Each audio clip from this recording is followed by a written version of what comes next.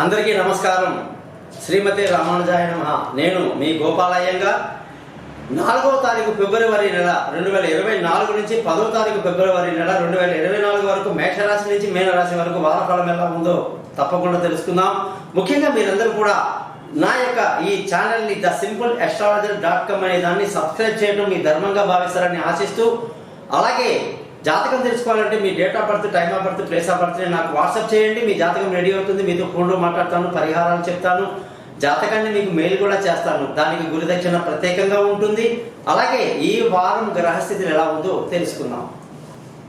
ఈ వారం అంటే 4వ తారీఖు ఫిబ్రవరి నుంచి 10వ తారీఖు ఫిబ్రవరి 2024 వరకు గ్రహస్థితులు చూసుకుంటే మేషరాశిలో గురు సంచారం, కన్యారాశిలో కేతు, అలాగే చంద్రుడు వృశ్చికం, ధనుసు, మకర, కుంభ రాశుల్లో ప్రయాణిస్తున్నాడు. అలాగే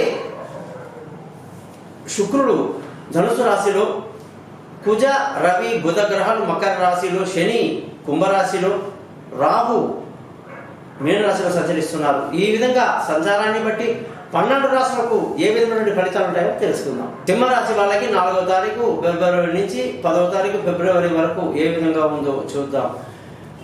సింహరాశికి అధిపతి సూర్యుడు చక్కగా మకర రాశిలో సంచరించడం ఒకటి. అలాగే ఆ సంచారం వల్ల సింహరాశికి ఆరోగ్యపరమైన సమస్యలు ఉంటాయి.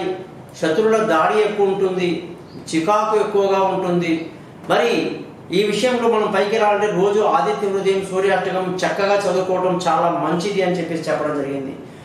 కుజగ్రహం యొక్క మార్పు కూడా ఈ రాశి వాళ్ళకి ఎన్ని రోజులుగా ఎంతో శుభాన్ని ఇస్తున్నటువంటి కుజుడు సొంత ఇల్లు, వాహనము, విలువైన వస్తువులు ఇవన్నీ కూడా కొనడానికి ఎంతో అనుకూలంగా ఉన్నటువంటి గ్రహం కాస్త మారింది.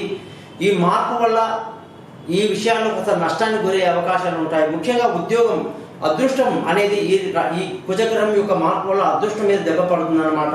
తండ్రి సహకారం పెద్దగా ఉండదు, జాగ్రత్తగా ఉండాల్సిన అవసరం కనిపిస్తుంది.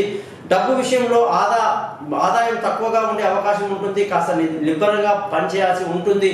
బంధువుల, స్నేహితుల సహాయ సహకారాలు మీకు పెద్దగా లభించదు. విలువైన వస్తువుల విషయం గురించి మీకు ఆల్రెడీ చెప్పాను. సంతానం విషయంలో మాత్రం మీరు జాగ్రత్త, సంతోషంగా, ఆనందంగా గడుపుతారు. తెలివైన నిర్ణయాలతో ముందుకెళ్తారు. ఆరోగ్యపరమైన విషయాల్లో జాగ్రత్తలు తీసుకోవాలి. భార్యాభర్తల మధ్య చక్కటి సయోధ్య కలిగి ఎంతో ఆనందంగా గడుపుతారు.